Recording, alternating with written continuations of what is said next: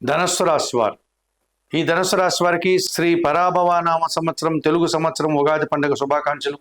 అలాగే తెలుగు సంవత్సరం వార్షిక ఫలితాలు. పనిని నిర్వర్తించేటప్పుడు ఒక గమ్యాన్ని ఏర్పాటు చేసుకొని, ఒక ఆశయాన్ని నిర్దేశించుకొని నిరంతరంగా పోరాటం చేసేటువంటి, పోరాట పటిమ కలిగినటువంటి, దృఢ నిశ్చయం కలిగినటువంటి, దృఢ సంకల్పం కలిగినటువంటి, దృఢంగా ప్రయత్నం చేసేటువంటి వారు ఈ ధనుస్సు రాశి వారు. ఈ ధనుస్సు రాశి గురించి మనం మాట్లాడుకునేటప్పుడు మూలా నక్షత్రం 1, 2, 3, 4 పాదాల వారు, పూర్వాషాఢ నక్షత్రం 1, 2, 3, 4 పాదాల వారు, ఉత్తరాషాఢ నక్షత్రం 1వ పాదం వారు అనగా 9 నక్షత్ర పాదాల వారని ధనుస్సు రాశి వారు అని అంటాం. ఈ ధనుస్సు రాశి వారికి శ్రీ పరాభవనామ సంవత్సరం తెలుగు సంవత్సరంలో ఆదాయం 14, వ్యయం 11, రాజ్యపూజ్యం 5, అవమానం 6గా చెప్పడం జరిగింది. ఈ సంవత్సరం మంచి ఫలితాలను, మంచి అవకాశాలను మీరు చేజిక్కించుకుంటారు. ధనుస్సు రాశి వారికి జన్మరాశ్యాధిపతి, చతుర్థాధిపతి అయినటువంటి గురువు 2026 జూన్ 2 వరకు 7వ భావంలో అనగా మిథున రాశిలో 7వ భావంలో సంచరిస్తూ మంచి ఫలితాలను అందిస్తారు. ఈ సంవత్సరం మీరు కుటుంబంలో శుభ కార్యక్రమాల నిర్వహణ ఉంటుంది. మీ పిల్లలకు కానీ మనవలకు కానీ వివాహాది కార్యక్రమాలు చేస్తారు. గృహ నిర్మాణం కానీ గృహప్రవేశం కానీ చేస్తారు. జీవిత భాగస్వామి సహకారం బాగుంటుంది. వ్యాపార భాగస్వామి సహకారం బాగుంటుంది. జనాలతో సత్సంబంధాలు ఏర్పడతాయి.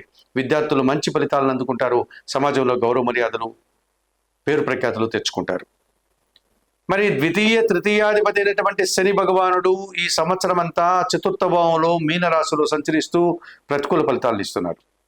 ఈ ధనుస్సు రాశి వారి మాటల వల్ల అపార్థాలు, కుటుంబంలో అశాంతి, జన సహకార లోపము, పనివారి సహకార లోపం వల్ల ఇంటా బయట మీరే పనులు సరిదిద్దుకోవాల్సి ఉంటుంది. వ్యవసాయదారులకు నష్టాలు వస్తాయి. కార్మికులకి, శ్రామికులకి, కర్షకులకి పని మాత్రమే మిగులుతుంది. పనికి తగిన ఫలితాలను అందుకోలేకపోతారు. తృతీయ భావంలో రాహువు సంచరిస్తున్నాడు కుంభరాశిలో డిసెంబర్ 5 వరకు. జన సహకారం బాగుంటుంది. విదేశీ వ్యవహారాలు బాగుంటాయి. నూతన ఉద్యోగాలు కానీ నూతన వ్యాపారాలు ప్రారంభించడానికి కూడా అనుకూలంగా కనిపిస్తుంది. మరి డిసెంబర్ 5 తర్వాత ఈ రాహువు ద్వితీయ భావంలోనికి రావడం వల్ల కాలసర్ప దోషం ప్రారంభమవుతుంది. అలాగే కేతువు డిసెంబర్ 5 వరకు భాగ్యంలో, డిసెంబర్ 5 తర్వాత అష్టమంలో పూర్తిగా వ్యతిరేక ఫలితాలను అందిస్తున్నాడు. డిసెంబర్ 5 తర్వాత ఈ ధనుసు రాశి వారికి కాలసర్ప దోషం ఉంది. రాహుకేతు దోషం మిమ్మల్ని ఇబ్బంది పెడుతుంది.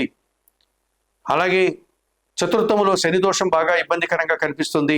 సూర్య భగవానుడు ఈ సంవత్సరం మీకు అనుకూలంగా సంచరిస్తూ ఉన్నత పదవులు కానీ, ఉన్నత ఉద్యోగం కానీ, ప్రభుత్వం నుంచి సహాయం కానీ, తండ్రి నుంచి ఆస్తిపాస్తులు కానీ అందించే పరిస్థితి కనిపిస్తుంది. ఇక కుజుడు ఈ సంవత్సరం మీకు స్వల్పంగా మాత్రమే సహకరిస్తూ భూవాహన లాభాలు అందిస్తాడు.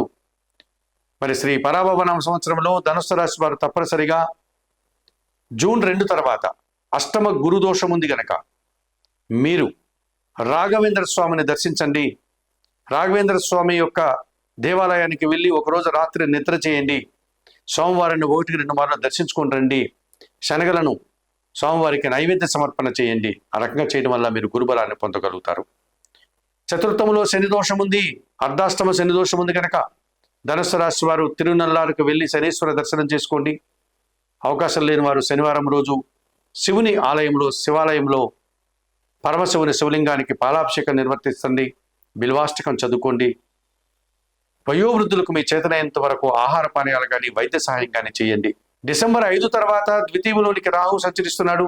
కేతువు అష్టమానికి వెళ్తున్నాడు కనుక శ్రీకాళహస్తీశ్వర ఆలయానికి వెళ్ళి ఆ ఆలయంలో అందుబాటులో ఉన్నటువంటి రాహుకేతు పూజలు నిర్వర్తించుకోండి. ఈ రకంగా చేసుకోవడం వల్ల మరింతగా మంచి ఫలితాలను ఈ ధనుస్సు రాశి వారి సంవత్సరం పొందడానికి అవకాశం ఉంటుంది. గోవులకు కానీ వయోవృద్ధులకు కానీ ఆహార పానీయాలు అందించడం వల్ల అర్ధాష్టమ శని దోషం నుంచి మీరు బయటపడతారు. భాగ్య అష్టమ భావాల్లో కేతువు మిమ్మల్ని ఇబ్బంది పెడతారు కనుక నిత్య గణపతి ఆరాధన, వరసిద్ధి వినాయక స్వామి దర్శనం, ఉలవలను పక్షులకు ఆహారంగా అందించడం వల్ల ఈ సంవత్సరం ధనుస్సు రాశి వారు మరింతగా మంచి ఫలితాలను పొందగలుగుతారు.